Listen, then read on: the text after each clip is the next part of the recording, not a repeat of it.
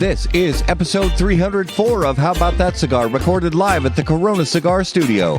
On this episode, we talk to Pete Johnson about Tatuaje Cigars and much more. Please take a minute to subscribe on your favorite podcast platform so you never miss an episode. Now on with the show. Corona Cigar Company is your one-stop shop for all your cigar needs. Whether that's a brand new humidor, a box of those new cigars you've been waiting for, a top-of-the-line cutter or lighter, a place to enjoy the finest cigars and spirits with friends, or the only cigars grown right here in the Sunshine State, we've got you covered. Come visit one of our retail locations for the ultimate cigar experience. Visit us online at coronacigar.com. How about that cigar? How about that cigar? Hey guys, it's Matt from How About That Cigar, and welcome to episode 304 of How About That Cigar Live. Thanks so much for joining us live on Facebook, live on YouTube, and live on Rumble. So grateful to have you guys with us. And of course, if you're listening after the fact on the audio podcast, so grateful to have you guys with us as well. I am flying solo tonight here in the Corona Cigar Studios. So as always, if you guys have any questions for our fantastic special guest coming up in a few minutes, please leave those in the comments. And as always, let us know what you're smoking and drinking while we're on the show this evening. So yeah, flying solo here in the Corona Cigar Studios this evening. Grateful to have all you guys with us. So Justin's not feeling well this evening, and Raul had some flight delays on his way back from family vacation. So we hope everything's going well with him, and hope he, gets settled in from a family vacation, probably a much needed family vacation. So as always, checking in with a little bit of sports talk here and there. So we have in baseball, we have the championship series set and even underway a little bit. Toronto versus Seattle, Milwaukee versus the Dodgers. Last I checked, Milwaukee and the Dodgers playing right now, still scoreless in the sixth inning. So I love a pitcher's duel, so I can't wait to watch the highlights of this game. Toronto, Seattle, and I believe, if I'm not mistaken, that Seattle took the first game. Or no, who took the first game? Gosh, see, I should be more prepared for this stuff, but it's been a busy week. What can I say? So Seattle took game 1 and game 2 so Seattle's up. So there you go. I'm surprised by that. Blue Jays seemed unstoppable, but here we are. And I really want, I don't really have a horse in the race, but I really want the Brewers to make it through because I lived in Wisconsin for 8 years, and a little bit of soft spot for Wisconsin teams in my heart. So I think it'd be cool to see them get through. But we'll see what happens. The Vikings did not lose this week, but that's because they were on a bye. So the Vikings didn't lose. The Jets, Raul's team, sorry brother, are still winless. So the Jets are terrible. Surprise, surprise. The Packers beat the Bengals barely. It was pretty ugly, but they won. And the Minnesota Wild starting off the season 1-1, playing as we speak. I'm not sure what the score is of that game, but the Wild game is going on right now. So, a lot of stuff going on with sports, but, the NFL season's young, and I don't really have a horse in the race, like I said, with baseball. So, we'll see how things go. So Spirit of Mystery, since I'm on my own tonight, I just had to pick from my own stash of booze. So I grabbed the old reliable Eagle Rare. You just can't go wrong. It's good. It's good whiskey. What are you going to do? So that is what I'm drinking this evening for the, I guess you'd call it the Spirit of Not Mystery, brought to us by Postania Cigars. Do you find yourself unsatisfied with the top 10 list from How About That Cigar? Are you wondering how cigars from Postania didn't make the HBTC list, but found their way onto other lists? Well, fortunately, you can be reminded every week with this Postania Cigars advertisement. Postania Cigars, the #1 unranked cigar in the industry. So yeah, Spirit of Mystery this evening. No mystery at all. Eagle Rare. Gotta love it. And I just think, because I don't have the guys here to do banter with, and I really want to do banter with our fantastic special guest.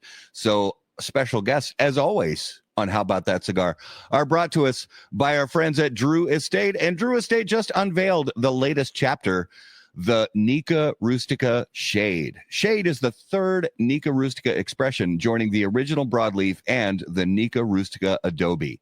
Nica Rustica Shade spotlights an Ecuadorian Connecticut wrapper, Mexican binder leaf, and balanced blend of Nicaraguan, American, and Dominican fillers. Available in a 4.5 by 50 short Robusto, 6 by 50 Toro, and a 5 by 66 Gordo. The Nica Rustica Shade is available now. For more information, please visit drewestate.com. All right, ladies and gentlemen, if you would please put your hands together and welcome to episode 304 of How About That Cigar Live from Tatuaje, Pete Johnson. Welcome back to the show, brother. What's up, brother? I don't know if you saw me itching my back off camera, but it was probably a pretty cool acrobatic thing going on. Oh, I don't know if you could see it, but literally I was like using the chair that I'm sitting on as a back scratcher, so it might have been kind of awkward looking. Oh, I'm sorry. I promise I wasn't doing anything else but that. Well, I mean, if you get the, if you feel the itch during the show, don't hesitate, for a second to just get in there. Go for it. It's still hot and sticky down here in Miami. So is it really? It hasn't cooled off yet? It cooled off I don't know. It's still somewhere in the 70s for sure. It was supposed to get down to 69. No joke there. Pause. But yeah, I don't feel it, dude. I'm hot. Bro, our high tomorrow here is supposed to be like 60. That's supposed beautiful. To be the high.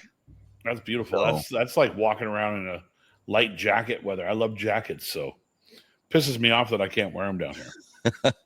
Well, I mean, unless you're in my warehouse, which is always below 70, which is great.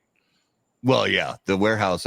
Honestly, I'd spend most of my day probably in the warehouse. Yeah, I keep the whole place like temperature controlled because millions of cigars, those are the babies. So you gotta keep them fresh and cool. Yeah. So Pete, tell us what you're drinking and smoking this evening along with us. I'm actually drinking a Willet Rye, which is a 6-year, something that we picked for Saints and Sinners. Nice. And I'm smoking a prototype from Honduras. So prototype from Honduras. Yeah. I've said this a few times on other like lives or podcasts or whatever that I've been having writer's block with Honduras. The first cigar that I'm actually coming out with out of Honduras is a Cuban sandwich style that sells for under $5. So yeah. my full long fill launch, I'm still a little uneasy about. So I keep on tasting it over several weeks to see if I am truly in love with it. So far so good, but at the same time I'm second guessing everything. So yeah. Plus we're about to cut like I think 20 SKUs out of our portfolio. Which that many? That's quite a few. Yeah, we're kind of we say cut, but I mean put on hiatus.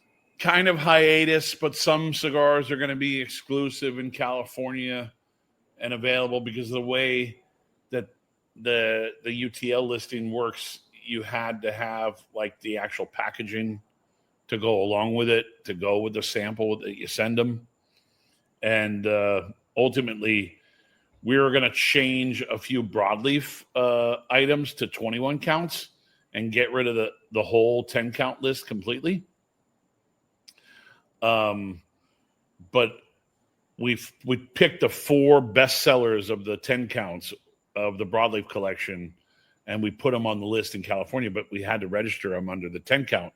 So California is going to be the only place you can get 10 counts eventually, but only in those 4 sizes. It's Yeah, there's some things that we're just kind of putting on the back burner, but some things will stay alive in like samplers and stuff like that. Okay. So the brand will be around, but the full line won't be.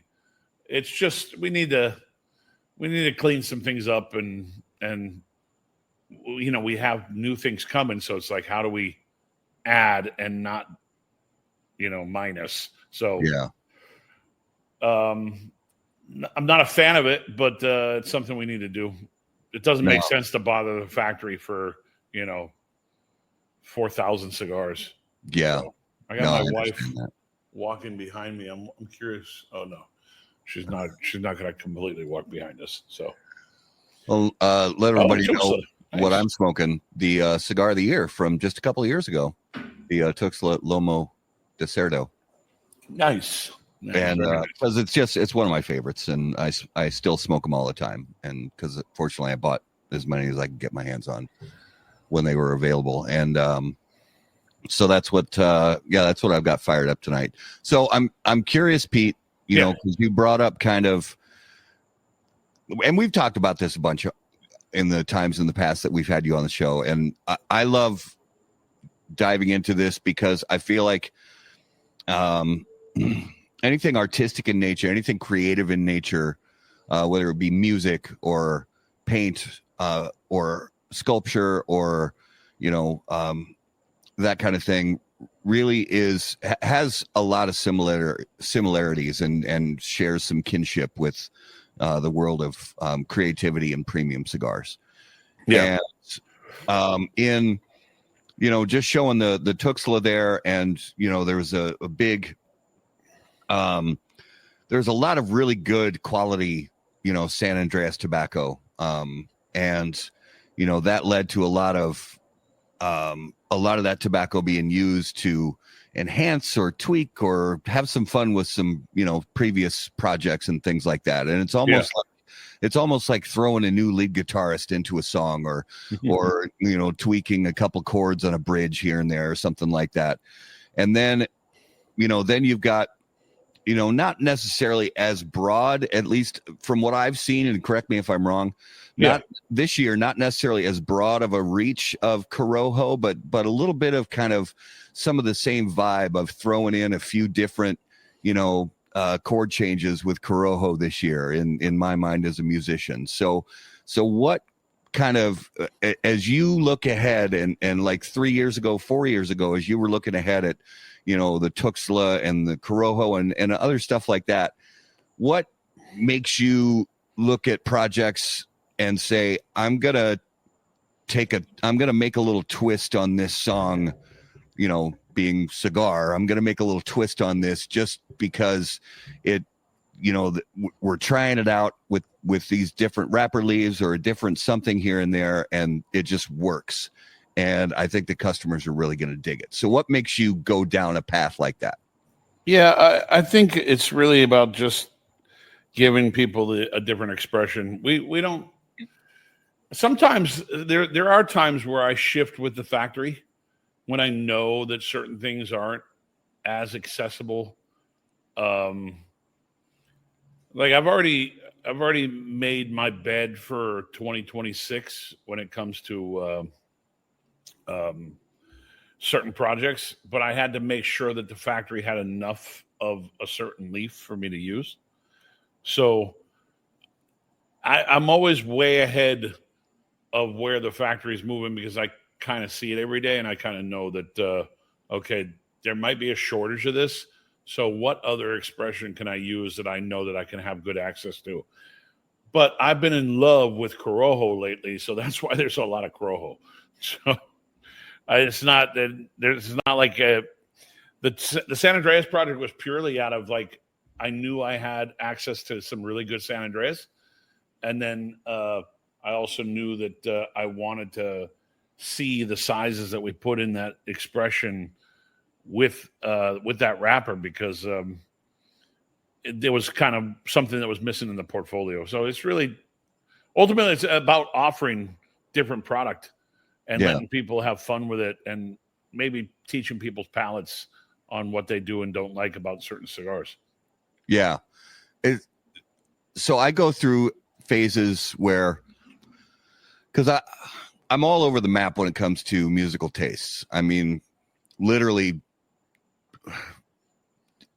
with very few exceptions, you can name just about any musical style or genre in history, and I'll have an affinity for it in some way, shape, or form. And I go through phases where I'm listening, for a few weeks I'll listen to a lot of hip hop, and then for a few weeks I'll listen to a lot of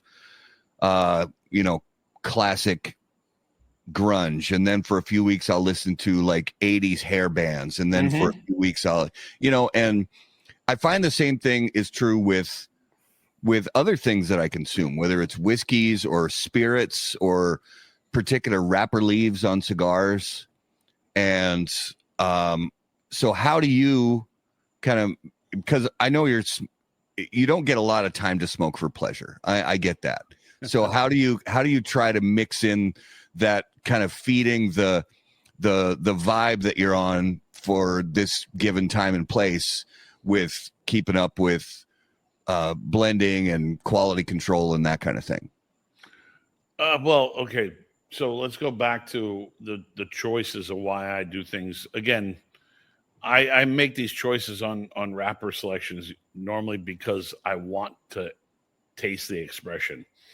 So, like, again, with Corojo this last year, I've been heavy on it because I've been in love with it. So I wanted to see all these cool, iconic Tatuajes with the Corojo. I don't find a lot of time to actually sit down and just smoke a cigar without really thinking about it. I mean, it's just one of those things that every time I sit down, like right now I'm working, like I'm tasting this cigar and making sure that I'm in love with it. This actually has a dark Corojo on it. I found that I actually like this better than the same cigar with a lighter Corojo. A lighter shade, okay. You can see the difference in color. Yeah. Difference of priming, the whole thing. So I'm constantly working. The other day I sat down after we finished Saints and Sinners shipping on Saturday. We sat down with all the guys that were helping us pack. I opened up a few bottles of wine. We sat down with some cigars. And those were the moments that I was able to sit down and go, okay, I'm really enjoying this. Maybe this will be a project, because I enjoy it so much. I lit up one of the sticks from the Saints and Sinners kit that, don't quote me on this, I can't remember. I think the ring gauge might be a 46. I like it already. Might be a 44, actually. I like that too. I have to look through my notes to see what I sent down to the factory, but man, it had a Connecticut wrapper on it. It was fucking phenomenal. It just everything hit, dude, for me. Like everything hit. And that's after I had smoked a few cigars, and I was like, man, this cigar is just checking all boxes, right? Yeah. But before that, I was smoking one of the cigars from the kit, the 10 count package that's in the kit. And I kept on lighting those up because those were so good. I was like, this is kind of like a chiclet, you just keep on wanting to, or a Lay's potato chip. You can't have more than, you can't have one. Yeah. So I think ultimately when I have those moments of just kind of conversational and fun hanging out with friends and family, then I can really not think about the cigar so much. But in the case of every other day, like I just lit up a Corojo PCA that I did at the trade show, because when I was searching through all the things to register for California, I realized I had a lot of things already pre-sold for California, and one of them was the PCA Corojo. And luckily for me, I had a sample box and I had cigars, so I could actually send the sample empty box and the one single cigar to pay for the registration for that. I sat down and I smoked that cigar, and it had enough like heft to it that I got winded from it, because I hadn't smoked for a little bit either. So I got a little winded from it. Finished about, I don't know, 2/3 of it. And then I was hanging out with my buddy Mo on his Instagram live the other night. And I finished that cigar the next day on his live. I'm like, okay, I purged it, the whole thing. And everything was still working perfectly fine. But that at that first moment that I was smoking, I was working. At the second moment, I was just making sure that it was still good. After the relight, after a day. So I'm all over the place. It's a good question though. Well, and one of the viewers, Tony, wants to know about Brazilian wrapper. So talk to us about your experience, your feelings on Brazilian tobacco leaf as a wrapper. I let other people do it. Yeah. I can tell you that there was someone in the factory recently asking to work with a Brazilian wrapper, and the Garcias were at first hesitant. They got some samples from a tobacco supplier in the industry, and I think the project's going to be pushed forward. But it was one of those balking moments, I guess. Like they weren't sure about it, but the client really wanted it. It's going to be a great cigar no matter what. But I can't tell you who it is though. No, that's cool. But it won't be me. Okay. Well, and it's I like it. I like Brazilian tobacco in moderation for me. Yeah. I've never been a huge fan of certain Brazilian tobaccos. I get it.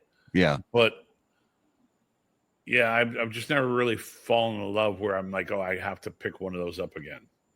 Yeah. But, I mean, to each their own. I mean, like everybody's got that's just me. Like, so what subjective opinion. What do you get from it? So and everybody's got different palates, but there's just kind of some general things that Well, for me, I get it. I get a little bit of a gritty and dirtiness from it, but that's just me. Yeah. There's a little bit of sweetness. I mean, especially Arapiaco.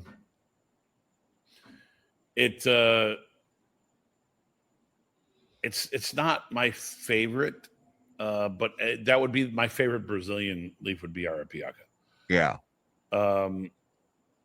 I've had multiple cigars over the years that had Brazilian wrapper on it. I just never fell in love with them and said, wow, I should go buy more of those. And this was before I even had a brand.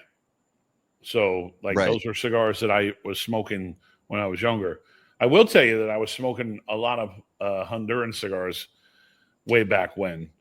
Oh, and there was one by UST that I really fell in love with because it kind of reminded me of like a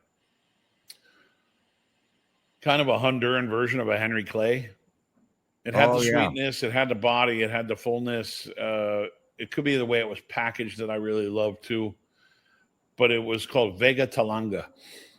And the funny part is that the Talanga Valley is where the Garcias grow all their tobacco.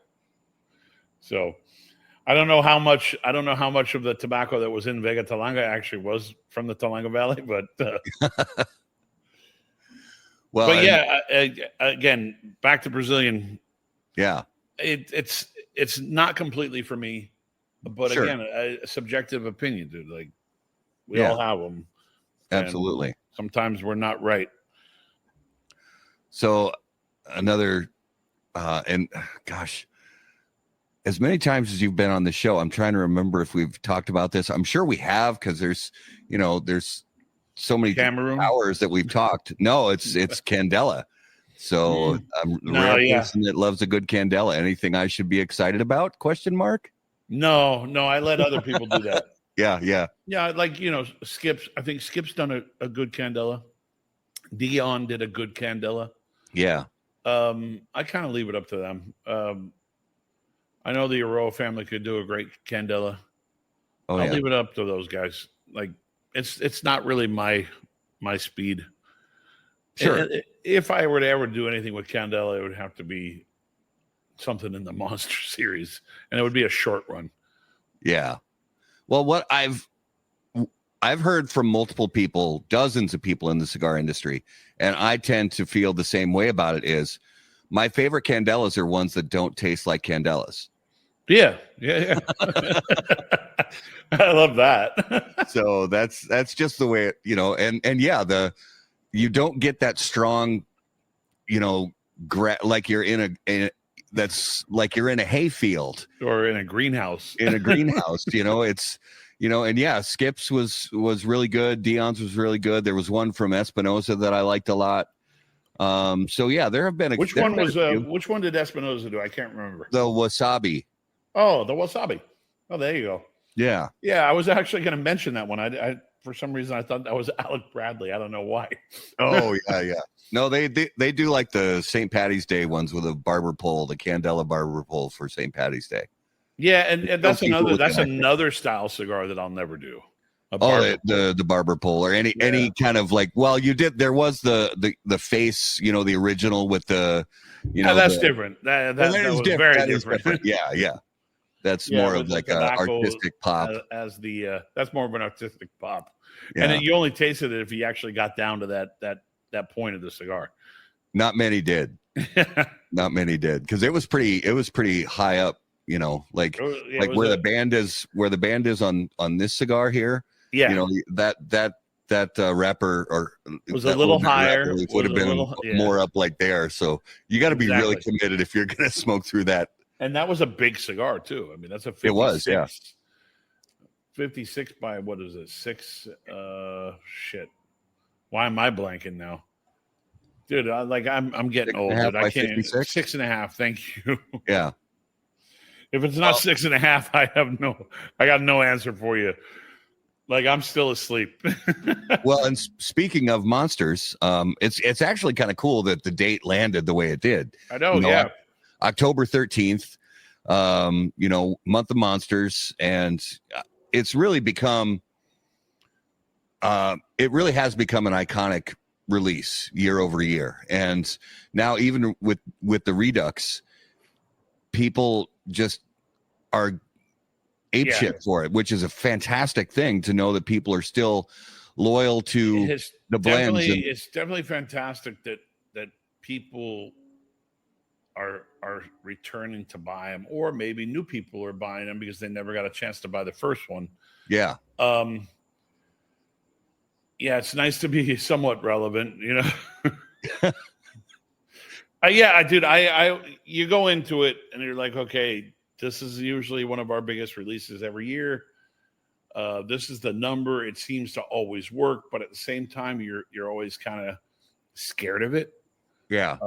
Even though it was, the Drac, we actually did a shorter run of it because the Drac originally wasn't as popular, but we realized after the fact that we needed more Dracs.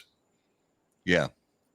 So when we got to the third season, which would have been the face, we're like, let's just go back to the 65,000 cigars and be done with it. And not look at maybe that one didn't sell as well, so we should bring it down. The best part about it is that, we're always really cautious about how many we sell to any one account. Right. So a lot of times we kind of go into it shorting everybody a little bit. And then eventually it gives the ability for those retailers that want a few more boxes to come back to us. But we're really kind of like yes or no. Not all the time do we say yes, but regular brick and mortar stores get more than any big house. I'll straight up tell you that live, and the big houses are going to hear it and be pissed off. But it's just the way we are. Yeah, and that's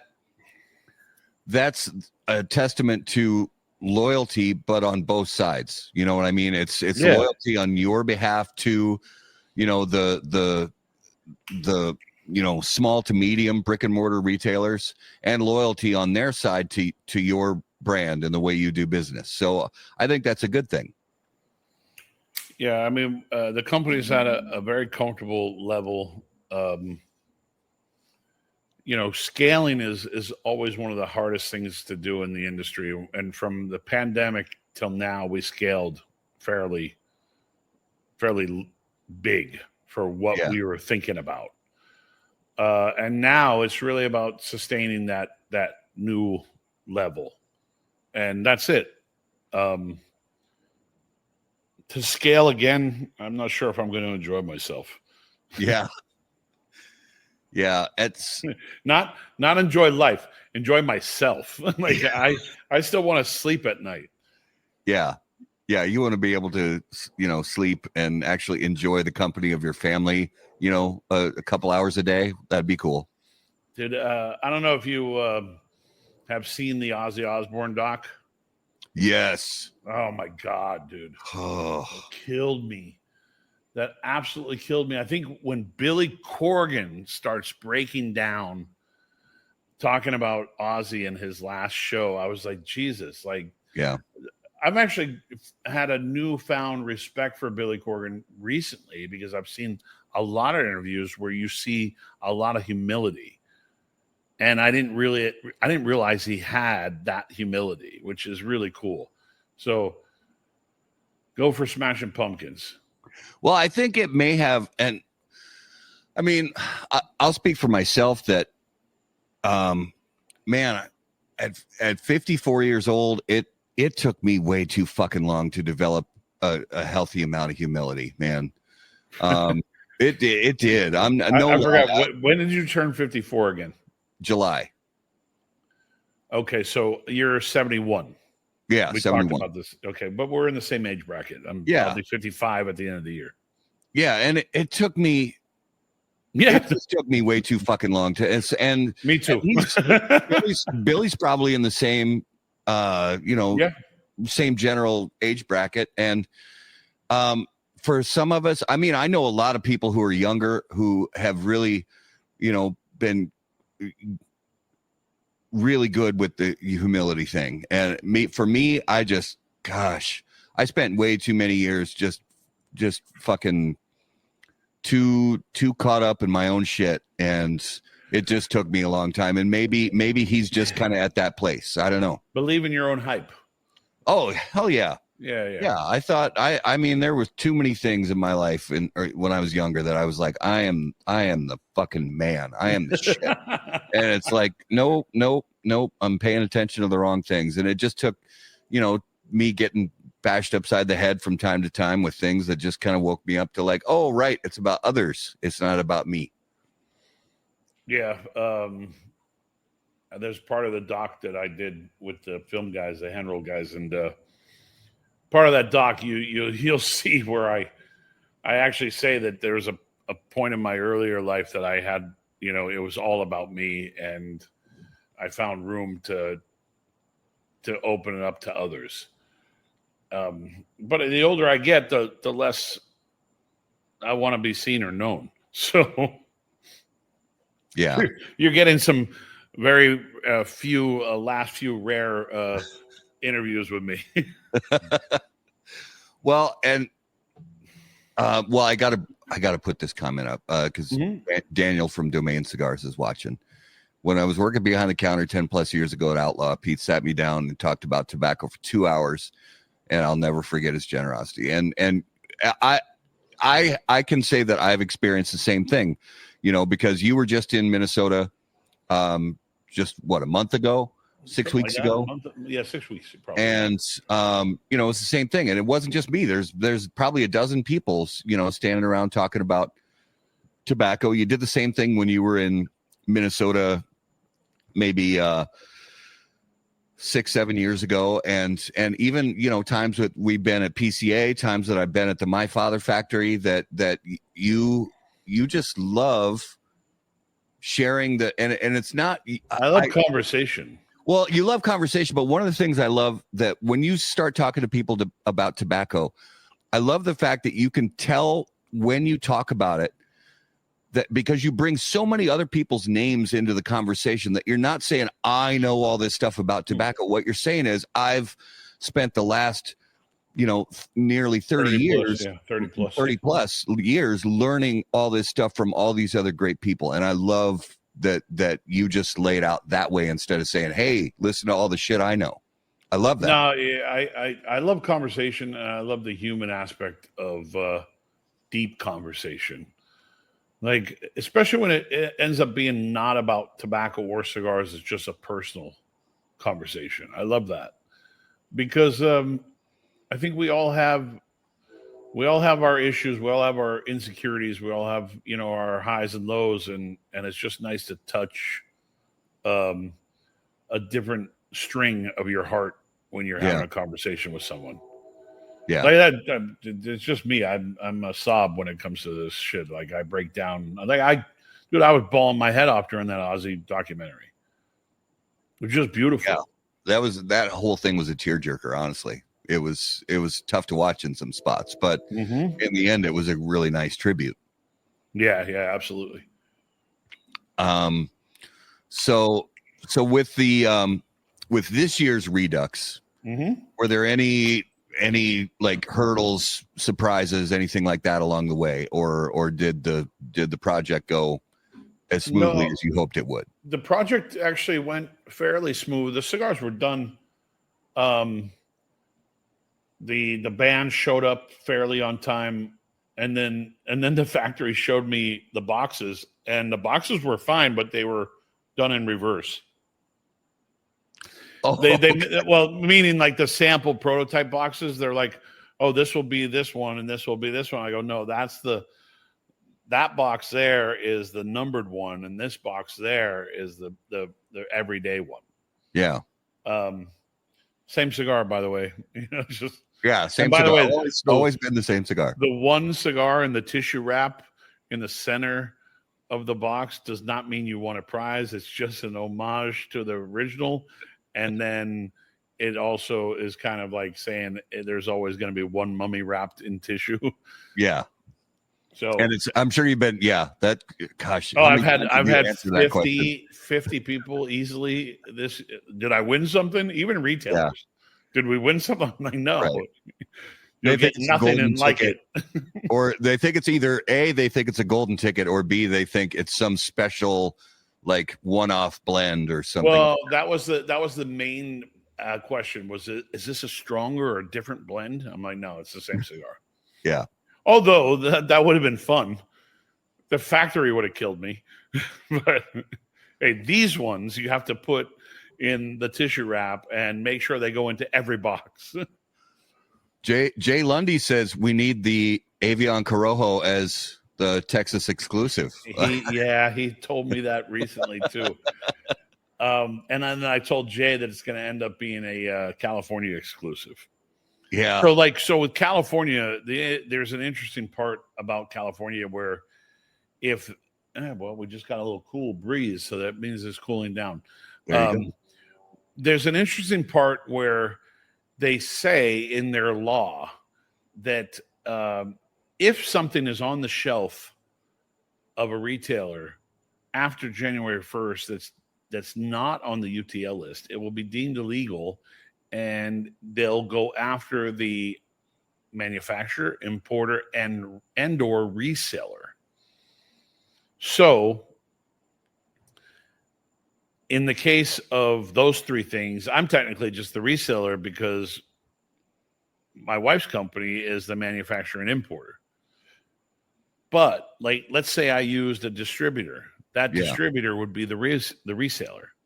Or if someone in California imported the cigars under their LD license, which they have, they would have to, they would technically be the reseller because they're now putting it into their inventory on their retail shelf, because there's two licenses in California when it comes to LD and LR, licensed retailer, licensed dealer, distributor. So I knew everybody had the Corojo on their shelves, and I didn't want them to like go, oh, do we really have to hide this shit? So he did I joked that the cigars, domestic cigars, or what we call domestic cigars, are going to turn into like the Cubans of the 90s. Like, Yeah. Oh, what do you got in the back room? Like, Yeah. What do you got in your back humidor? Got any cash only deals back there? Yeah, exactly. So I decided to make the Corojo set, which is the Avion, the T110, and the Cojete, as a California exclusive. Yeah. So it's not a California exclusive now, but it's going to move forward eventually, where I'll make batches of those cigars for California. Yeah. Tell Jay, you can get more for your retailers in Texas. You just have to order after next week when Andy gets more. There you go. Exactly. Because he's getting inventory from the Miami warehouse. Jason wants to know, can Pete go on record and settle a debate? Pronounce redux with an X or redo with a silent X? I say the redux, dude. It's just That's what I say. Yeah. Yeah. If I was French, I might say it differently, but I'm not French. Yeah, me too. And I'd probably spell it differently too. when I'm eating that particular crescent shaped French pastry, I don't say croissant. Croissant. I don't say that. I say croissant, because I'm a I don't know. In Minneapolis, St. Paul, there's a lot of French people, dude.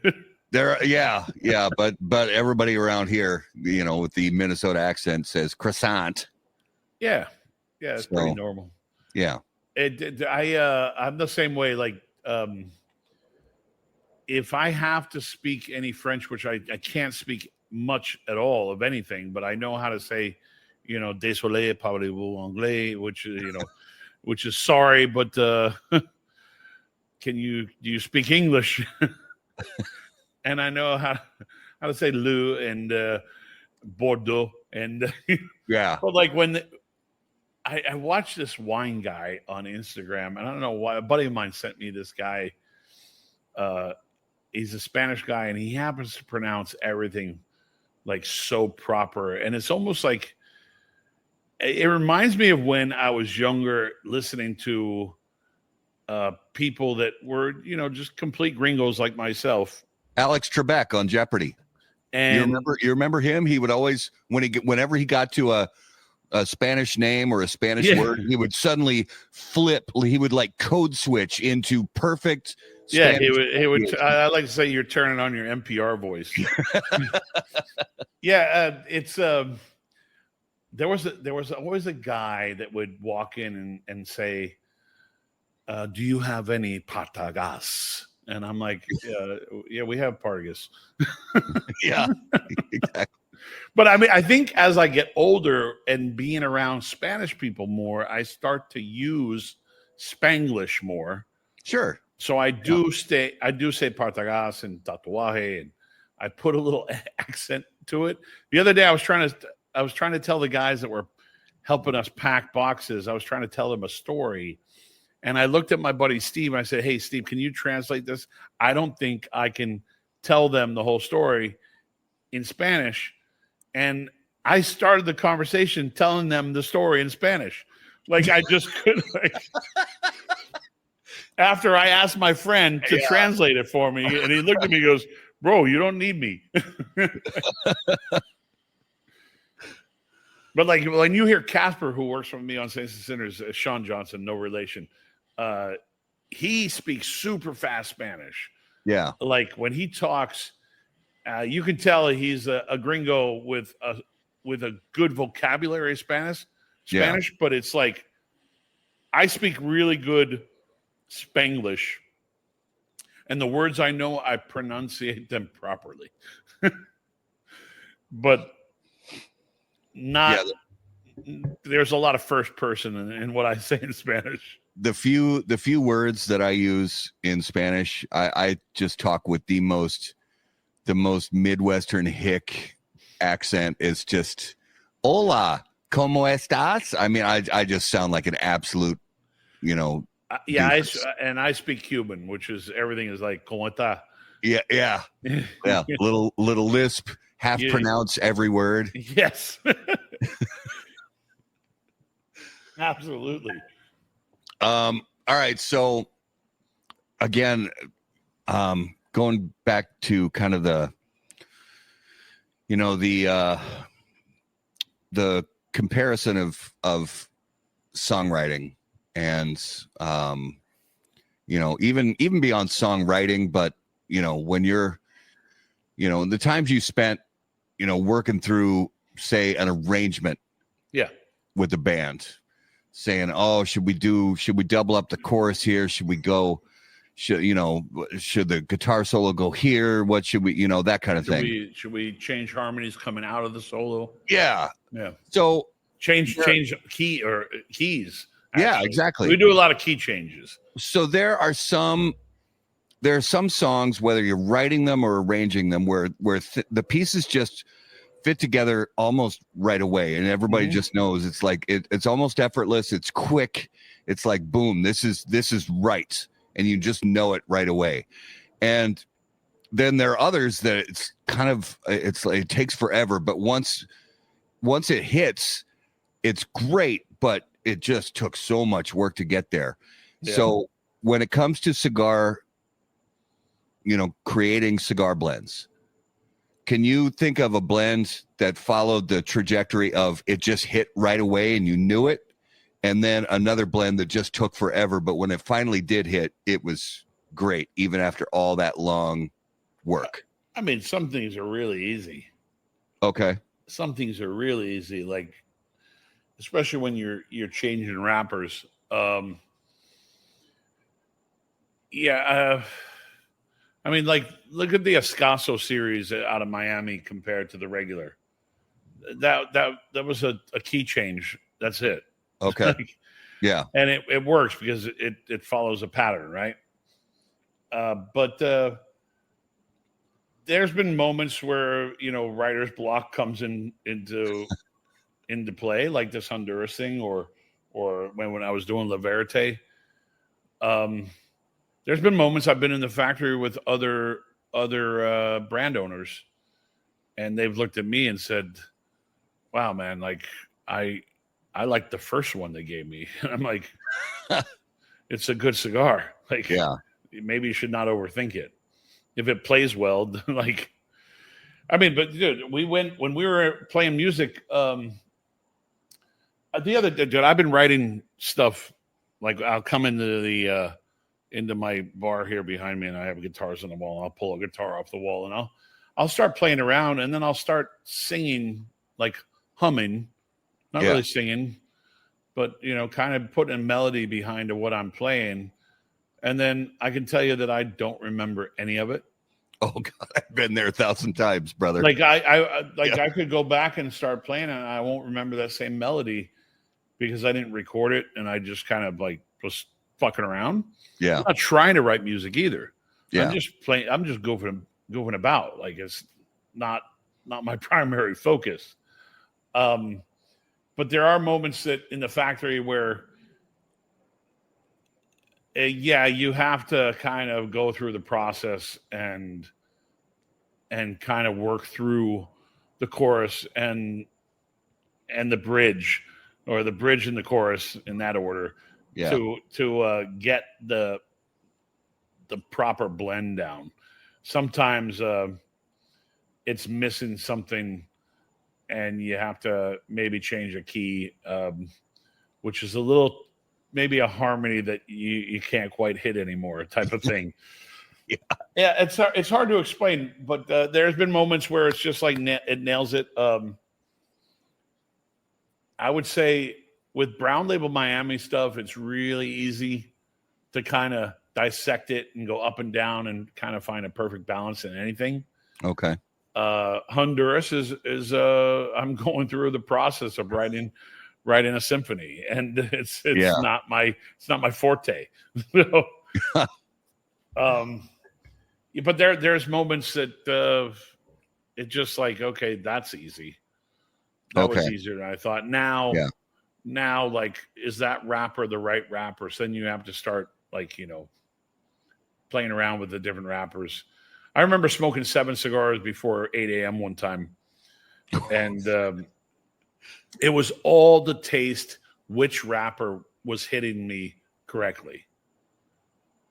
And I even got on the phone with some guys from BOTL when that group was around. Oh yeah. I was in the factory in Nicaragua, and I got on like a phone call with these guys, and I had already kind of set my mind to what I was going to do, but I wanted to get their feedback. And as soon as I said one word, they go, "Yeah, that one." And I'm like, "Well, it's definitely hitting. Like, it's definitely a hit for me." But I told them all, I go, if this one fails, I'm going to blame you all. I'm going to make it public. But it actually worked out great. It actually worked out great.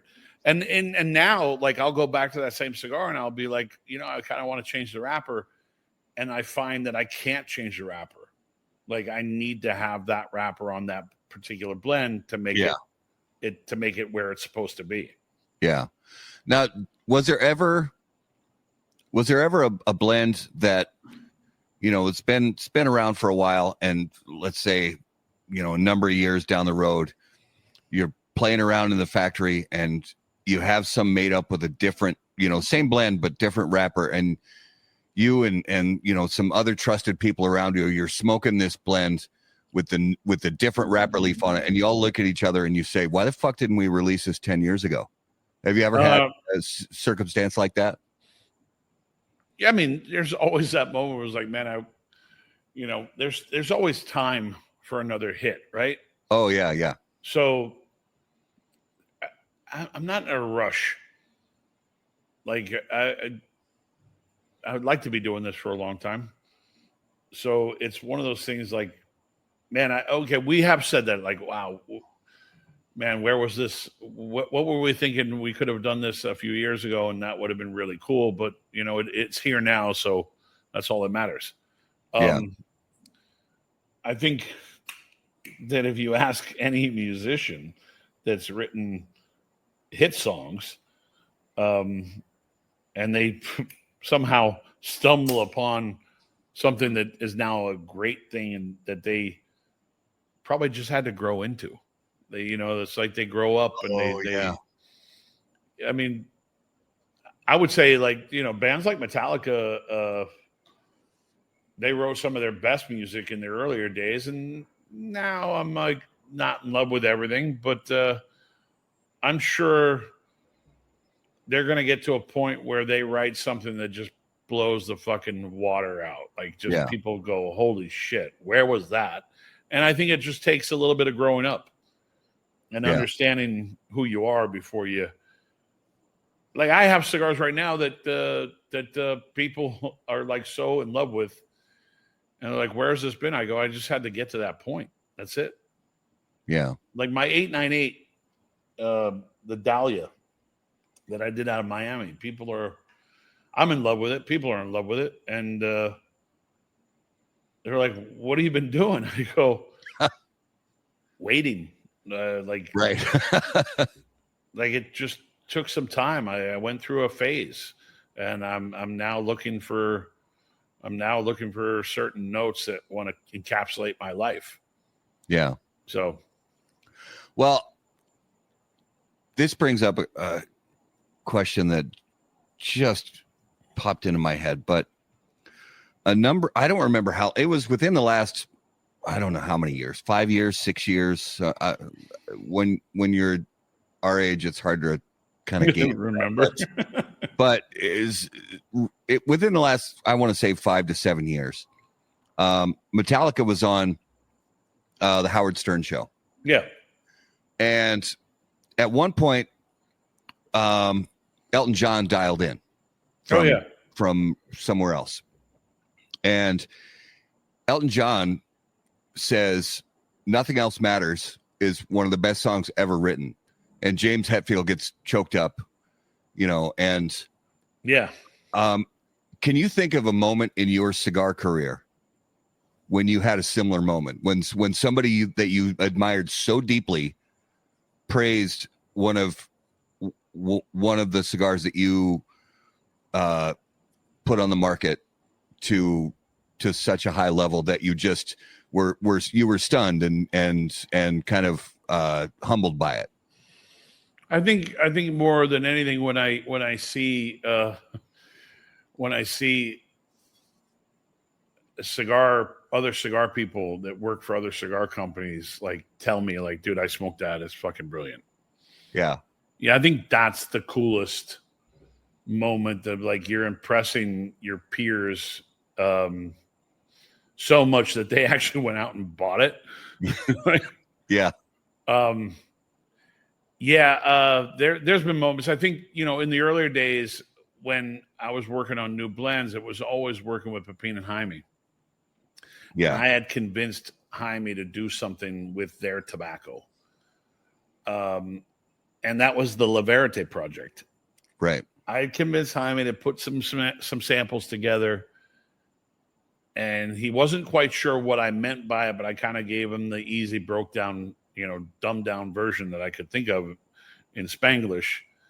And I said, just use these components, but swap them out for this blend. So put it in the same format, Seco Visa Ligero. So it's nothing super fancy. It's just now you're using your tobacco from these primings in this format. And we got back to the apartment with these samples, and Pepin had been traveling to a farm that was fairly far away.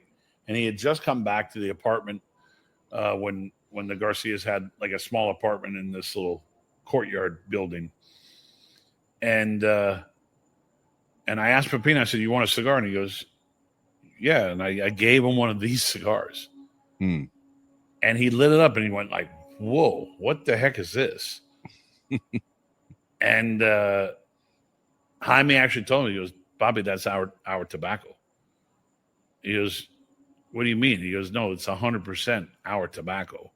And Pepin got so excited by it was like that epiphany moment for him. Like, holy shit, we're growing great tobacco. I mean, he knew it already, but then when he smoked something that was 100% his tobacco, we got in the car, we drove to the farm, we had a couple bottles of rum, we sat in the farm until I can't remember how late that night, but it was really late, smoking and drinking, and Pepin talking about how great his tobacco was. And I thought that was fucking cool that I impressed with a simple idea, a simple concept.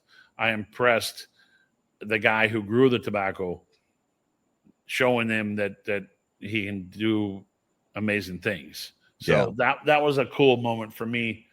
It's one of those moments that I always feel great about. Oh yeah. I think it might have guided them into a different direction of like, we need to start growing more of our own tobacco. Yeah. They're growing a little bit, but then they really expanded after that. Right. So I don't know, maybe it was a little bit of a guiding light, but felt great to be part of it. Oh, I love that. Brandon wants to know, what's the story behind George's 70th cigar? Well, it's a cross between like an SW and a J21-ish. Because if you look at J21 out of Miami and SW out of Miami, they're actually two different blends. Because when we were doing the SW as the Reserva in Miami, I was looking for a particular style. And then when I said, okay, make the same cigar in a Robusto, I didn't like it. Like I didn't love it. Like I thought it was missing something. So fast forward, we decided to reblend J21 to have it be its own thing. So J21 kind of stood on its own for a long time. And then, of course, the K222 came along, which was like an enhanced version of the J21. So that 70th is kind of a mix between J21 and SW. Okay. But the biggest story about that is it's in a kind of a Rothschild format, a 4 3/4 by 49. In the 70s, Rothschilds were really popular, especially because of this guy named Frank Yaneza. And Frank Yaneza, who owned Punch and Hoyle back in those days, was always, someone that I looked up to. And that was a moment that in that courtyard, I got called over by Gustavo from Oliva Tobacco, and he says, hey, they lived in the same complex. And he says, hey, the old man's here, and he wants to have a cigar with you. I go, oh, my gosh. Who's the old man? Like, who? Yeah. And he goes, Frank. I go, Frank who? He goes, Yaneza. I go, and I looked at him, I go, why the fuck would he want to have a cigar with me? Like that was another one of those moments of like, why the fuck does this guy want to have a cigar with me? I think there's always been those moments of like, you know, like John Oliva Sr. is like, he told me that he really enjoys, you know, he enjoyed the Guapo series from Cabai One. I was like, damn, like that's fucking cool. So there's always those moments of like someone saying, hey, I smoked this and you did a good job. Yeah. And that's, I think, so when the same vibe for me when Elton John calls James Hetfield and says that's one of the best songs ever written. When you got a guy like Frankie Yaneza or Pepin Garcia giving you a compliment, you fucking your balls grow for sure. Yeah. Well, and that kind of brings me to one of the questions I had written down about legacy. And legacy is a word that's used in basically every walk of life. The word legacy is thrown around. Yeah. And honestly, it's different things to different people. You know, there's family legacies, there's corporate legacies, there's artistic legacies, so on and so forth, everywhere in between. And there are a lot of people in the cigar business that truly have, well, I should actually, I'm going to change. There are, in my mind, a select few people in the cigar business that have legacy. Frank Yaneza is one of them. Julio Roa, Don Carlos Fuente. No, absolutely. Jose, Jose Orlando Padron. Yep. Pepin, I put in that category 100%. Benjamin Hernandez, and so my question is for you, when you think about the people who've built a legacy, what does legacy mean to you, and what would you hope, however many years down the road it is, what would you hope that your legacy would be one day to other people coming up in the cigar industry? Yeah, that's a tough one, man. I think more than everything, like I didn't start this boutique trend. It was already being done. There were a lot of other boutique cigar makers way before me. Yeah. I think I'll always be remembered for the month of October. Yeah. I think people will say that, like, Tatuaje really started, bringing these concepts around the Halloween season. And I'm hoping that people, I think more than anything, I'm hoping people at least give me that, a little bit of respect of like, okay, there wasn't a lot of things like that before it came up. So I don't know. Legacy, I don't have like an end game in this industry. You know what I mean? Right. Like I don't have a legacy experience in the sense of like, who am I going to pass it down to? I'm hoping one day I find that person and they're willing to take the concepts and move forward with it. Yeah. But I think in the end, if I'm not making cigars anymore and I'm just kind of like off in the distance, I hope people, remember the brand. Yeah. Will it be around for 100 years? I don't think so, but maybe the Monster series. But yeah, I think you never know. I don't know, man. It's a tough question for me because, I think if you have the mentality that I have with the cigar industry, and there are a group of people like me that are true nerds of the industry, will study the history and will recognize that there was a brand called Opus X that started a trend, and we'll look at the Monster series and go, wow, that started a trend. And we'll look at Drew Estates, and they started with a trend with what they were doing, especially with the acid culture. I think more than anything, I hope people just remember maybe one part of it.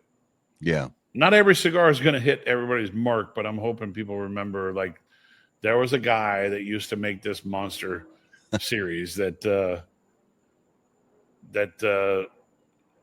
was so anticipated every year that people just waited for it and searched for it every time it came out.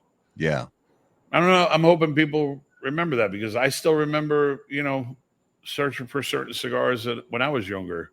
Oh, yeah, absolutely. We all remember those when we first, and I know for you it was like, late 80s, early 90s that you started to just really immerse yourself in mostly early 90s, tobacco culture. Yeah. I smoked a lot of late 70s and late 80s cigars. Yeah.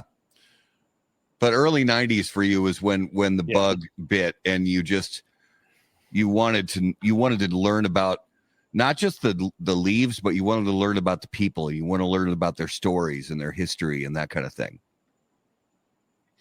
Yeah, I'm hoping that I don't leave this industry where someone says, "Man, he was a fucking asshole."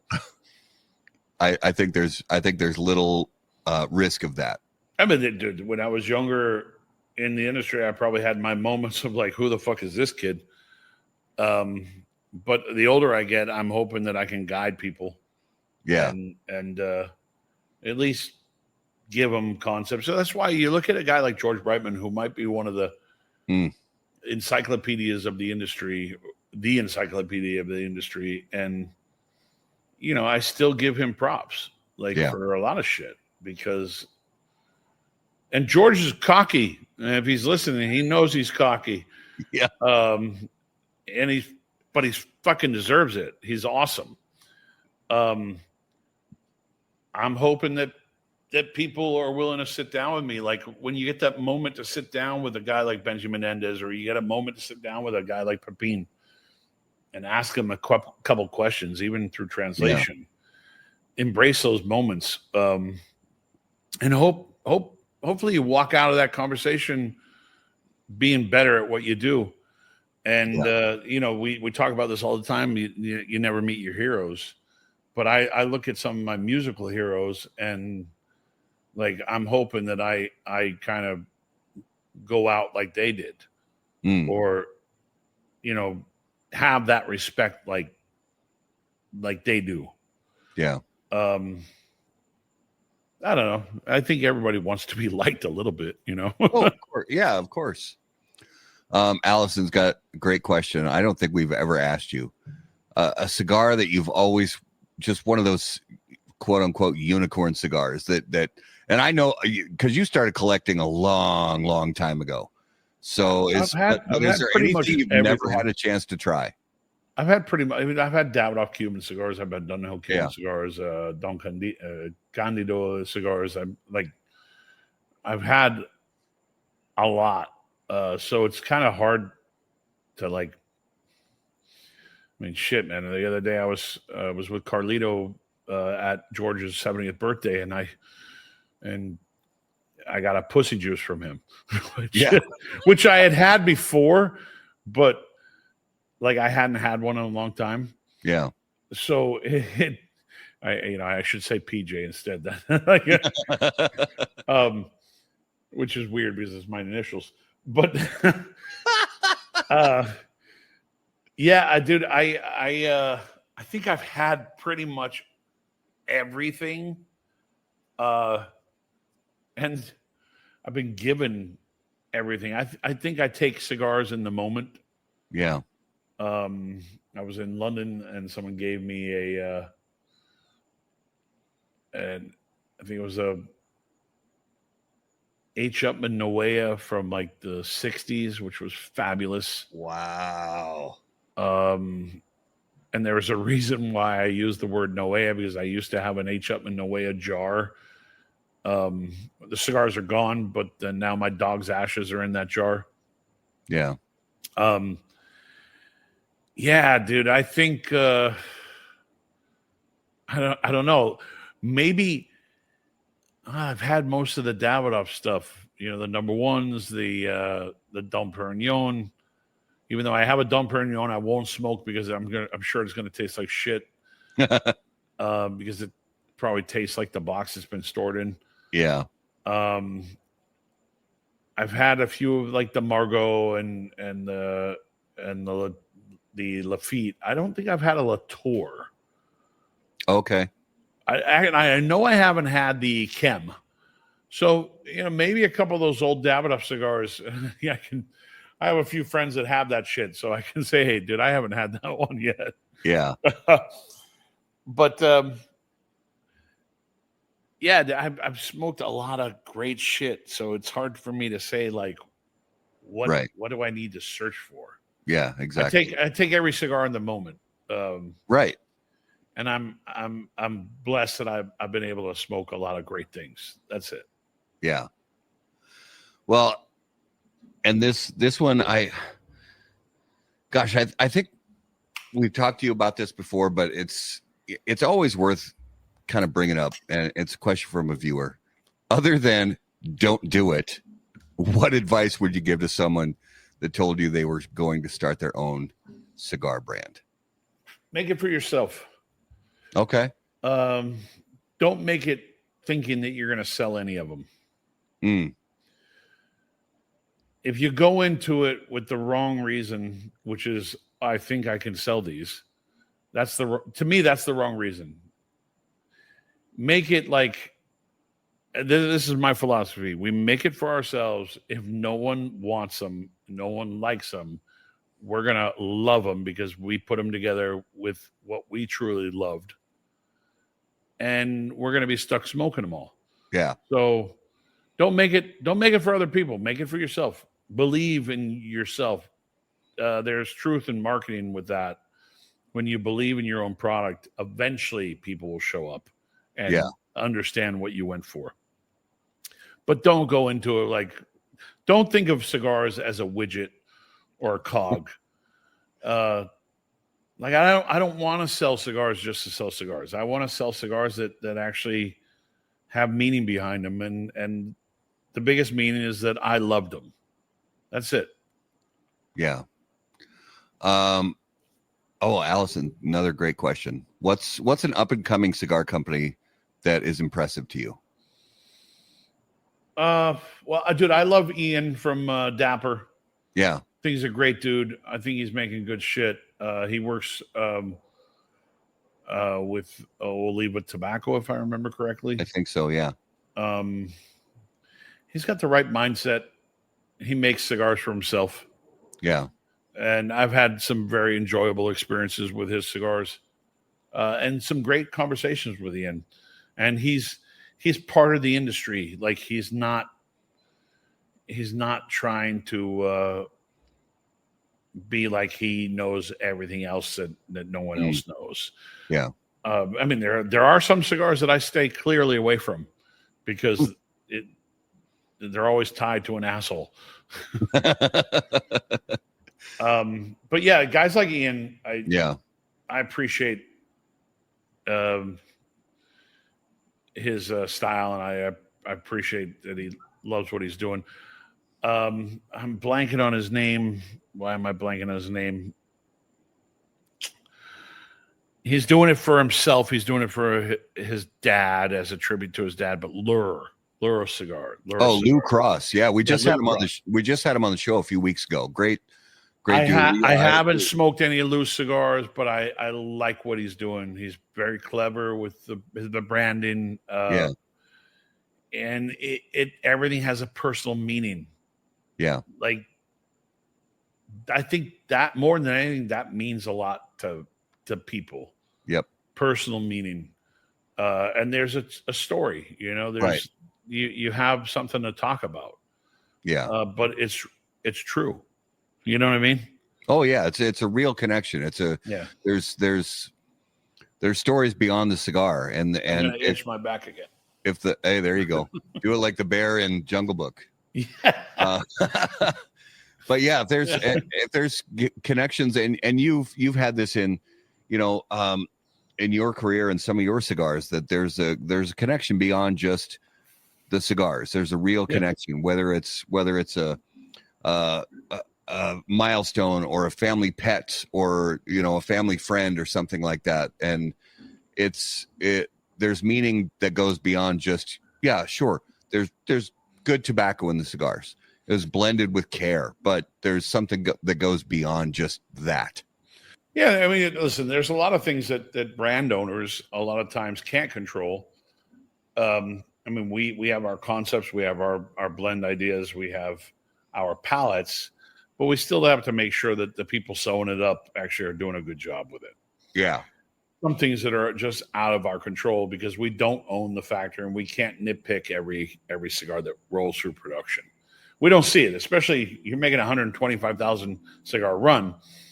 You can't see every cigar. Right. It's just impossible. And neither can the factory that's putting them together. They can't see the underlying problem that might be happening with a cigar. Even the line managers, there's never going to be any run of any cigar ever that doesn't have. There's going to be one or two that's just sneak through that there's something wrong with. Thing as perfection. Yeah, it's just and even the best line managers, the best buncheros, the best roleros, the best go all the way down the line, and but that's one of the things that's actually kind of real. It's real. Yeah, exactly. That's exactly it. It's real. They're handmade products. They're handmade. All the pre-production. People are doing. Everybody in that chain, that long chain, is a human being. Exactly, and with flaws. Yeah, and that comes with the territory. Dude, there's been moments where I'm like, oh my God, every cigar that I've pulled out of these bundles are smoking brilliantly, and I'll still get an email from someone. Yeah. And I'm like, fuck. Like, I thought what I was smoking was fucking perfect. Am I fucking wrong? Maybe I'm wrong. But yeah, I just, you can't look for perfection. If you look for perfection, you're probably gonna shoot yourself, because it's impossible to achieve, especially with this hand. Dude, I'll go with something as stupid as a fucking piece of clothing. Yeah, a lot of times go through like laser machines to cut the materials. Yeah, and you'll open up a pack of T-shirts and they'll all fit differently. Mm-hmm. It's just the way it is. Yeah. There's I can't think of anything perfect. No, anywhere. Anywhere, really.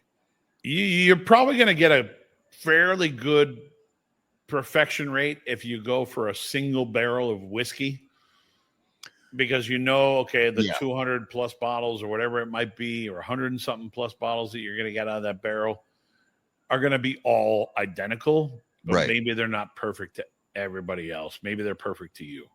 And that's, again, you've talked about it before.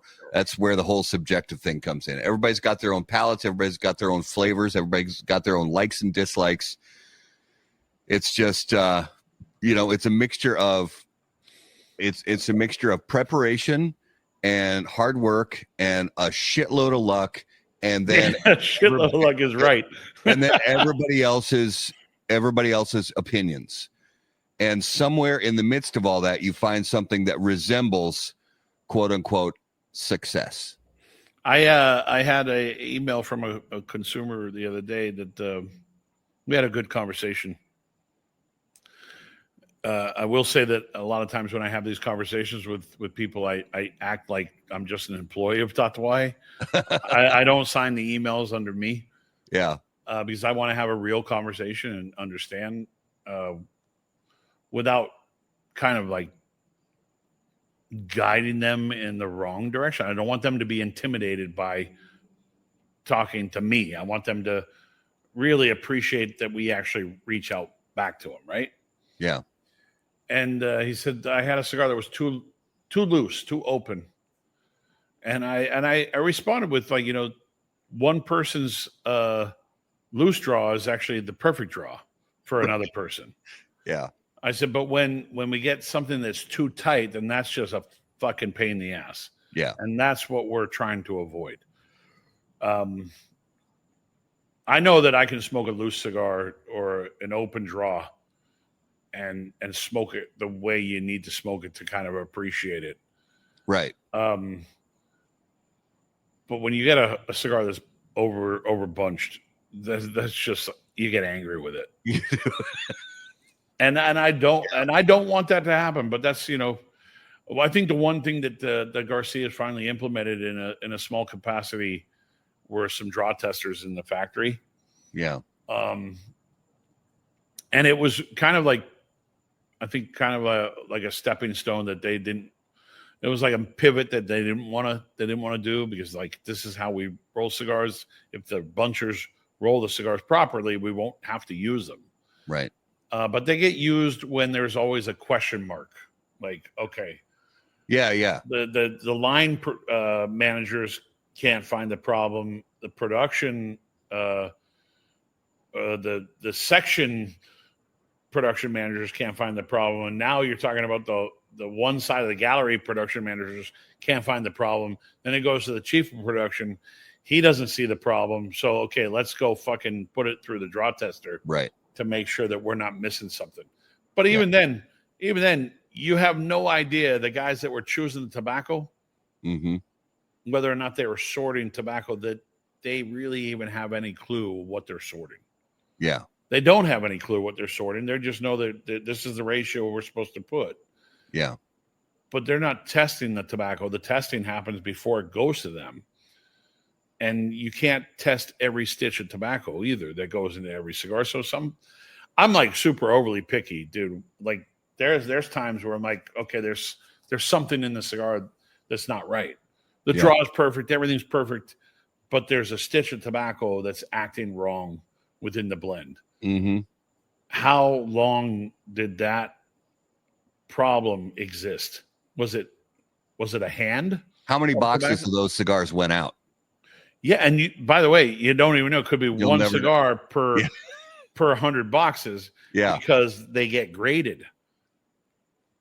Like, I would say that the closest thing to having cigars that are rolled by one guy, sorted by one group of people, the closest you can get is maybe one in every 25 boxes. And that's in Miami, right? Because it's such a small production that we can control it more. We can see the problems easier. Yeah. But even then, you're talking about thousands of cigars that go into the room, rolled at different times, and then graded by color. Yeah. Put into a box. So there could be multiple days within that one box. So you don't know. Well, and they're also not, and I get it's a feel thing, but a lot of consumers out there don't understand, and it took me forever to understand this, that it's not like they're getting out a micrometer and measuring the thickness of every fucking leaf, and you can have a difference of 50 to 100 microns of thickness on the exact same leaves from the exact same corner of the same field. Yeah. And that can change if you've got one filler leaf that's 60 microns thicker and a binder leaf that's 30 microns thicker, which is infinitesimal almost. Yeah. But that can contribute to a tighter draw without anybody even having any idea until oh shit, there's something going on with we're having a little bit of tightness on these last the people grading the cigars they look for color. At that point they're looking for color, and they'll feel it. Yeah. But they won't feel something that's like maybe there's a twisted bunch that they don't know about. Right. You can't see it. Yeah. There's a lot of hidden mysteries in cigars that you just can't see. Moisture content in cigars. Another. Oh my gosh. Yeah. Combustibility and moisture content. Yeah. Forget about it. People put cigars in their humidor and they think that they're going to be perfect because their humidor is perfect, but maybe they're not. Right. Because my humidors here are not always perfect. I have to throw Bout 72s in all my humidors at the house because they dry out quick because they're in a highly air-conditioned room. So I get a lot of hard Bout 72 packs. Yeah, that you got to replace every 3 months. If you're lucky, if not 1 month. Yeah. But you never know, like, okay, what's going to dry out first? It's always going to be the wrapper, right? And then the binder. And the filler could still have a lot of moisture. Yeah. Or especially if you've got a thicker, more robust, leaf in the filler, even a half leaf in the filler. If it's a thicker, more robust, type of priming or something like that, forget about it. You have no idea how quickly or slowly that's going to gain or lose moisture from the environment around it. Yeah, there's so many variables, dude. Like that's why you'll never reach perfection. So don't. Yeah. This goes back to the question. Make it for yourself. Don't look for perfection. Don't look. Yeah. Because you'll never get it.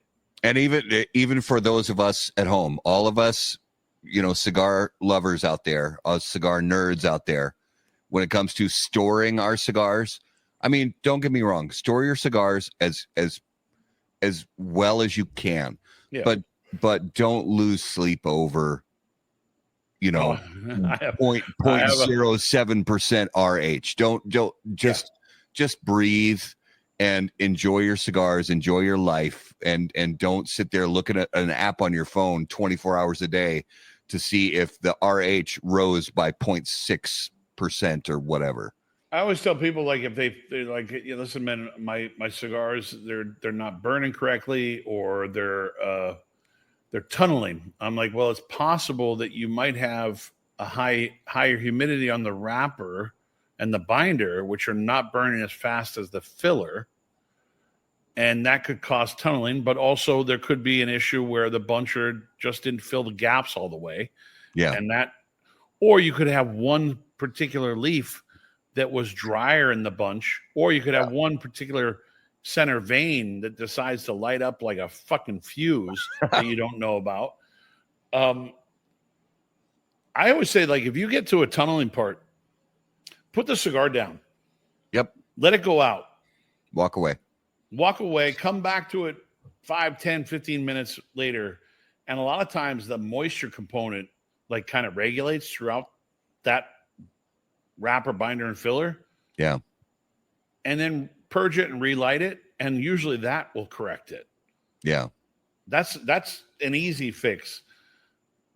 You just have to be patient sometimes. Listen, if the cigar is like fucking plugged, try biting down on the bunch. Put it in your teeth, bite down on it, turn it, bite down on it, crack the bunch a little bit to see if that opens up the draw. Yeah. If you're not getting anything from there, that means the buncher just had a fucking bad day.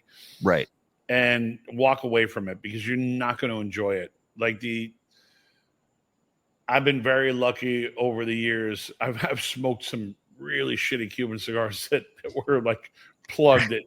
That's, you're going to love this cigar. I'm like, no, I can't even fucking draw through. Especially in the last 10 years. Yeah. I always tell this story. Like I was in Dusseldorf, Germany, doing an event, and Behikes were kind of like in their realm of newish at the time. And I really wanted to smoke a Behike. And the retailer says, don't smoke that. Smoke this instead. And he gave me a Romeo Duke.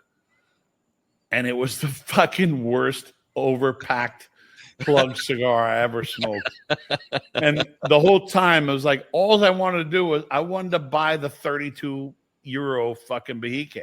Yeah. I wanted to try it. I was willing to pay for it, but he gave me a cigar that was less expensive and shit. And maybe there were a few in that box that were really good, but the one I got was not. And now And now that Behike that would have cost that back then was 32 euros now is like what, 800 euros? Well, the Behike 52 was 32, I think. Yeah. It might have been less actually for the Bahia 52 at the time.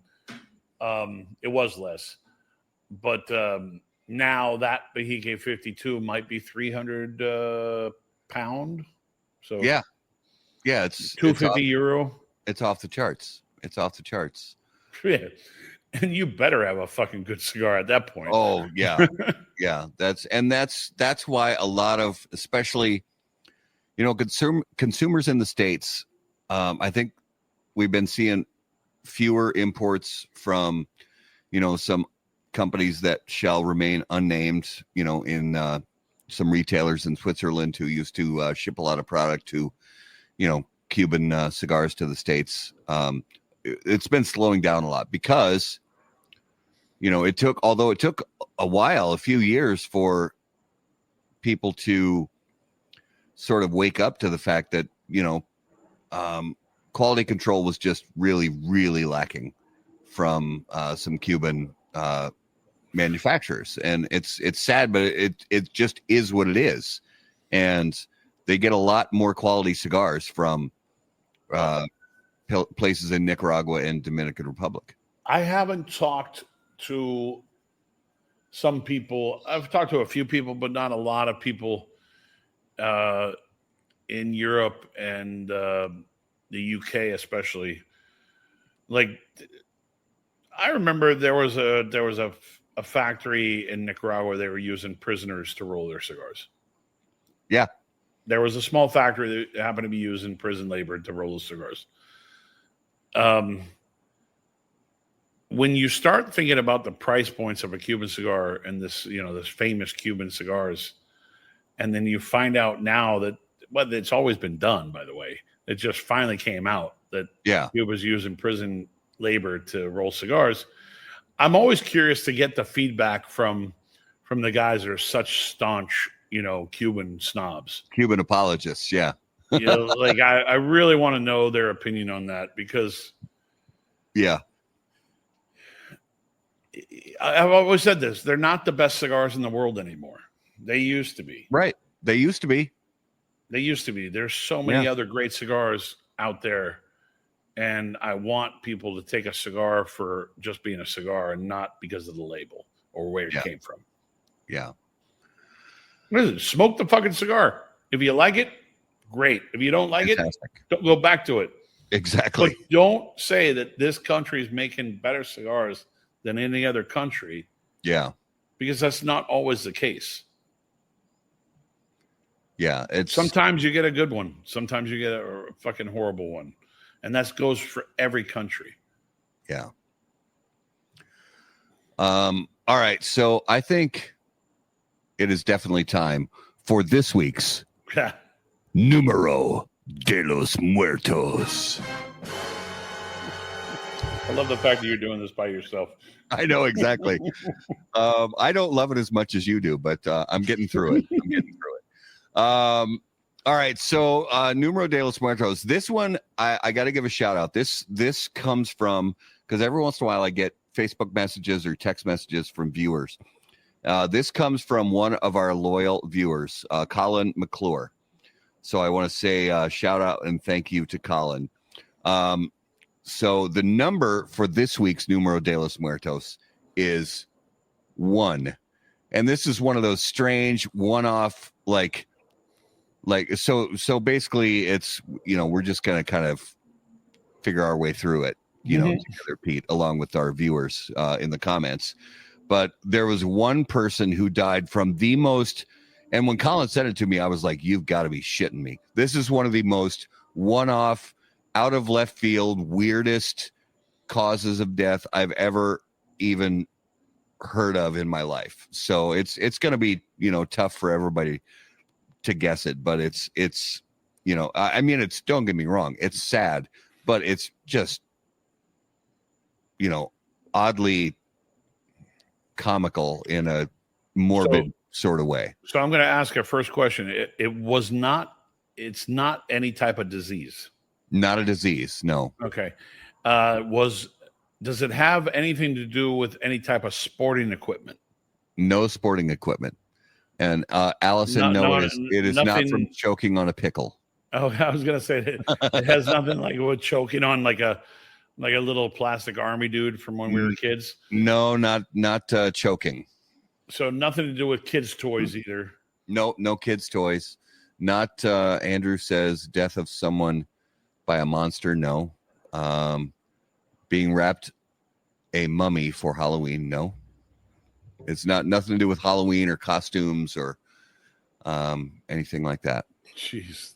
I know this one's I'm not gonna let this one, dredge on for too long because this one's gonna be tough to guess, but it's really, really unique. And that's why listening to music at too high of a decibel.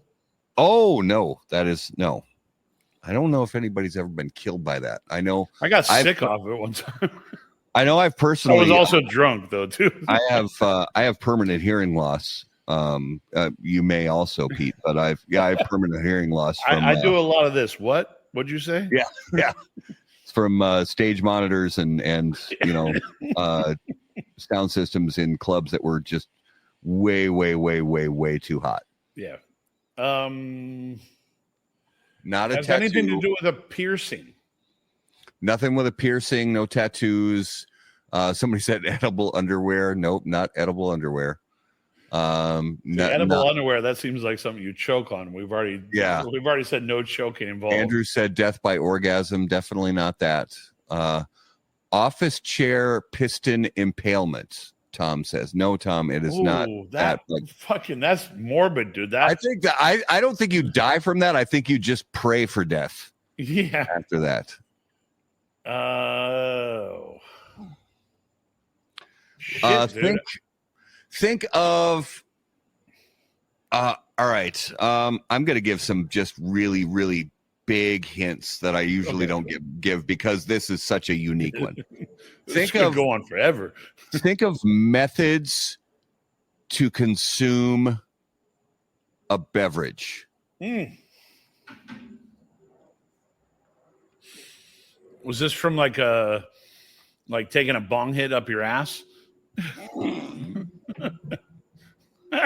Oh shit, dude. Bourbon almost came out of my nose. A beer bong hit. No, that's been done with John Cena in Cockblockers. Yeah. Oh shit, I love that one. Oh, it's such a great scene, dude. My wife and I just watched that a few weeks ago. Cena, dude, I love the fact that he came into his own as a comedic actor. Yeah, dude. He's so good at it. Dude is hilarious. Yeah, so it's unique, not necessarily unique, but it's a particular methodology of consuming a beverage. So would it be from drowning? Not drowning. Oh. It is not from death from straw up the nose. It's not a snorkel death. It's not death by carbonation. It's not, Kelly. No, it is not through the anal cavity. It is not a keg stand. We already covered that one. Yeah. Not ODing on communion wine. Although I came close to that when I was only the priest would. When I was like 11 years old, I came pretty close to ODing on communion wine myself, but I made it through. Does it have to do with a particular alcohol? No, not alcohol. Actually, this was not an alcoholic beverage. No, it's not the Pop Rocks in a soda thing. No, it's a particular. I think that was a like a wives' tale, anyways. Yeah. So think about the methods that you use to consume a beverage. Anything with a straw. Okay, you're on the right track. And there are different kinds of straws.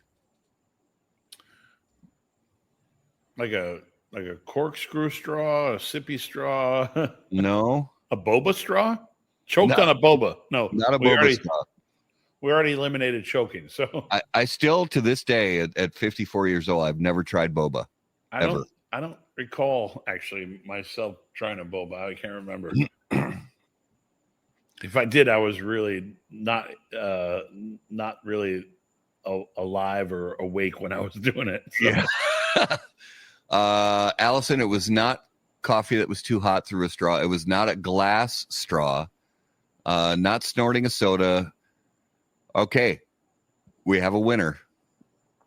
We have a correct guess. Metal straw. It was a metal straw. So get this. Impalement?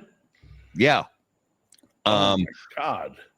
And this retired jockey, Elena Struthers Gardner, age 60, was carrying a beverage with a screw top lid containing a metal straw in her home in England when she fell down, causing the 10-inch stainless steel straw to pierce her left eye and her brain. God. So the stainless steel that's straw not going to make me sleep good tonight. Went through her left eye into her brain and caused her to be no more. Dude, that's fucking horrible. Right? I mean, that's not cool. So, I mean, that's just, it's like, I was just drinking in the shower, slipping on some soap. Yeah. It's got to be impaling yourself. The odds have to be in the trillions for something like that. You know, it's got to be in the trillions, because I remember I was just a baby when this happened, because my oldest brother is 4 years older than I am. And when he was probably, I don't know, 6 years old ish, somewhere in that age, 7 years old, I was 2 or 3 at the time. My dad was a pipe smoker, and my brother got his hands on one of the pipes, because my dad had the classic round pipe rack with the canister in the middle, you know, and my brother got his hands on one of the pipes, and it was it wasn't a curved stem. It was just a straight stem pipe. And he was running around the house with the pipe, you know, clenched between his teeth. He's running around the house, and he fell down, landed on his face, and the pipe jammed into the back of his mouth and kind of got into his cheek. And, you know, he had to go to the hospital and get some repairs done. And he's, you know, he was fine. But yeah, just if you're walking around with anything sharp or pointy, just think twice. You know, maybe check your path to make sure there's no obstructions. I want to know what this lady was. She wearing a pair of slippers and she slipped, you know, or stubbed her toe and then fell, or. So it says, she died 2 days later at a local hospital from the traumatic brain injury, and never. It's unknown why she fell. She had suffered mobility issues years prior in a riding accident when she was 21. The accident occurred November 2018. The coroner's office. It was the medical staff had never seen an injury like that. I mean, obviously. Fucking nuts, dude. And yeah, it was. Yeah, it was just like literally like 1 in a trillion chance that it was just one of those one-offs that nobody can possibly, anticipate. I think it's time for you to play the music again. I agree. So that was this week's Numero de los Muertos. Good one. What was it? Colin, right? That was Colin McClure, one of our fantastic loyal viewers. That's fucking pretty morbid, Colin, that you went and dug that one out. He's actually sent me a couple, so I'm going to be using some of his over the next few weeks, because he sent me some good suggestions. Because it's 300 plus episodes. It's tough coming up with new material. So I would say so. Viewers sending us stuff. It helps. Wow. Okay, all right. The Dodgers beat the Brewers 2-1. This was a pitcher's duel, because it was 1-0 LA in the 9th inning, and the game ended at a 2-1 final. What's the series at right now? It's that was the first game in that particular series. So it's LA Dodgers 1 and Milwaukee Brewers nothing. I think as a baseball geek, when I was younger, I always liked the Brewers because I think it was just the logo. Yeah, I just want the Brewers to get there. I think it's just an old team, you know, like yeah, kind of a little nostalgia. And the fact that Bob Uecker passed away in the last year, you know, I want the Brewers to get to the big dance. You know, in LA, don't get me wrong, LA's got a lot of, you know, history to the franchise and all that stuff. I get all that, but they've been to the big dance so many times before. I want the Brewers to get there, and I love the underdog anyway. Yeah, so, I would love absolutely. To see the Brewers do that. So hopefully they can, you know, but tonight it wasn't their night, but hopefully they can, you know, turn things around. All right, the lightning round brought to us by our friends at J.C. Newman Cigar Company, America's oldest family-owned premium cigar maker, creators of the popular Brick House, Perla Del Mar, Diamond Crown, and The American. J.C. Newman Cigar Company operates out of their 114-year-old El Reloj cigar factory in historic Cigar City, Tampa, Florida. For more information on their cigars or visitor experience, please visit jcnewman.com. All right. I love JC Newman, dude. They're one of my favorite companies. Love the family. Dude, Drew Newman is one of the best people in the industry. Yeah. Everything about the family is great.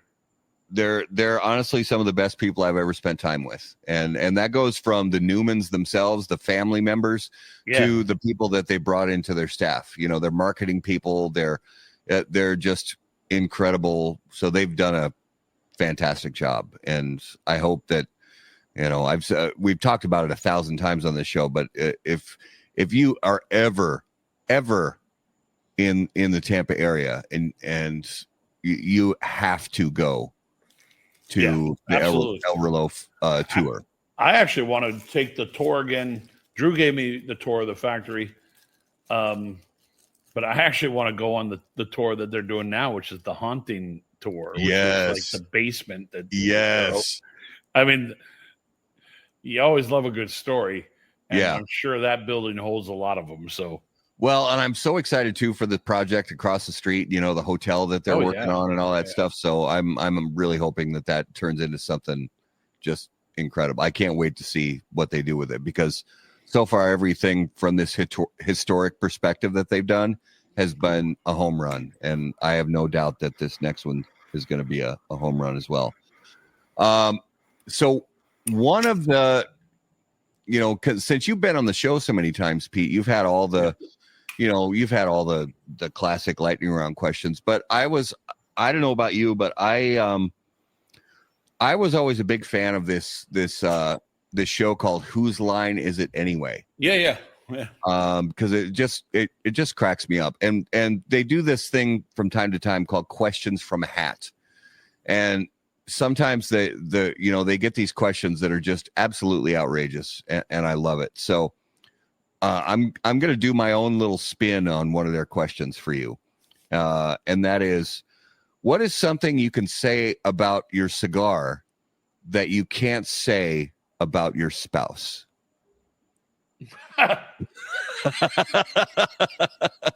I'll pass on this question. That's actually a very safe word. Gritty. Yes. I cannot say my wife is gritty. 100% appropriate. But I can say that a broadleaf wrapper or San Andreas wrapper is gritty. Definitely. Definitely. That's a good way to go. Okay. So what is something that you could say about the bourbon that you're drinking that you can't say about your spouse?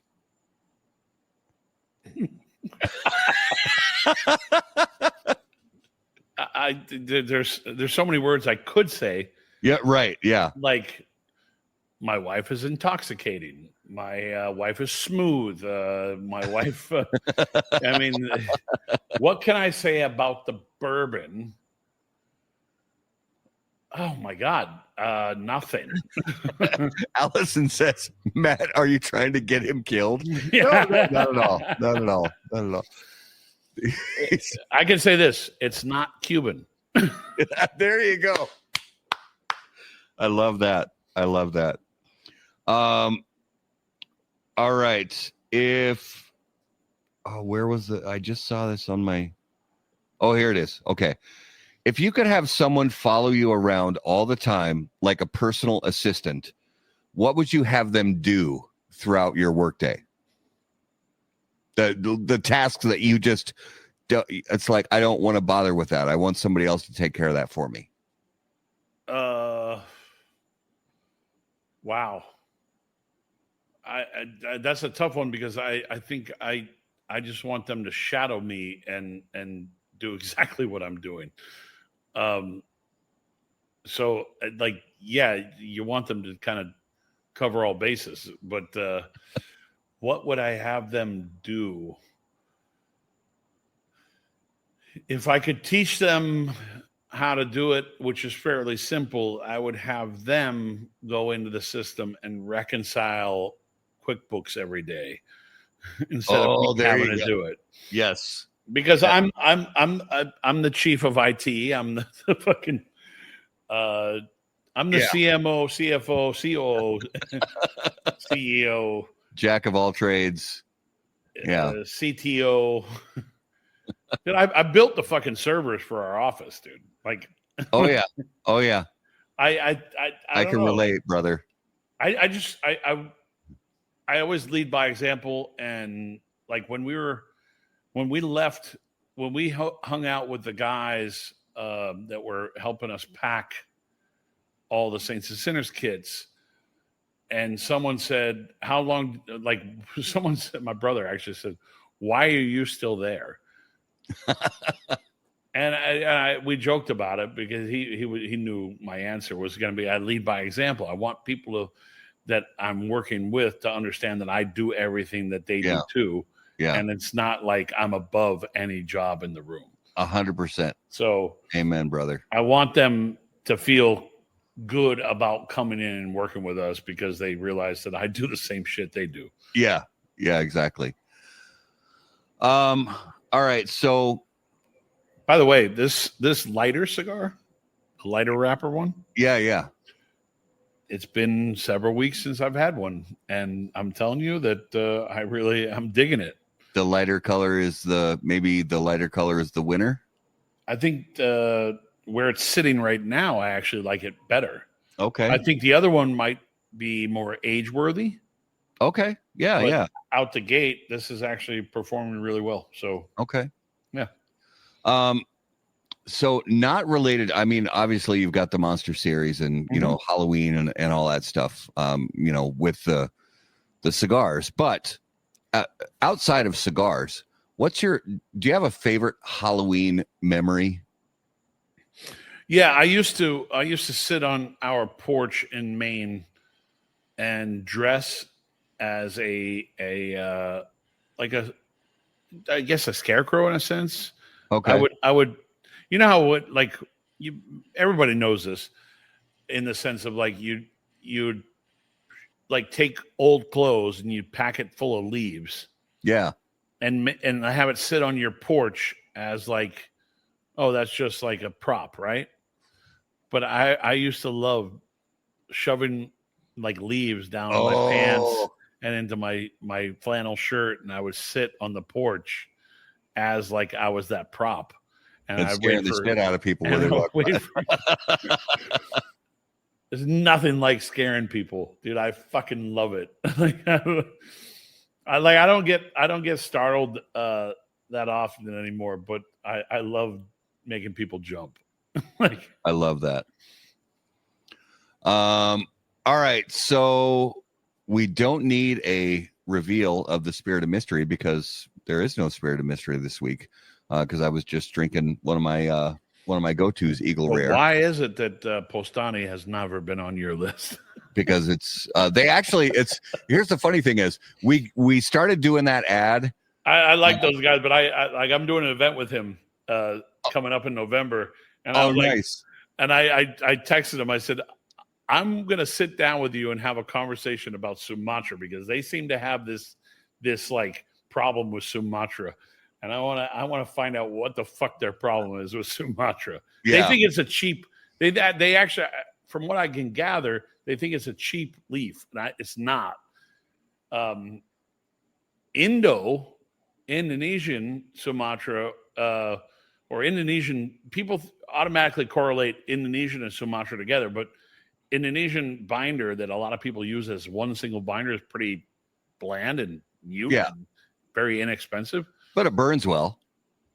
Yeah, but when you talk about a good Sumatra Ecuador wrapper, it's just as expensive as any other wrapper from Ecuador.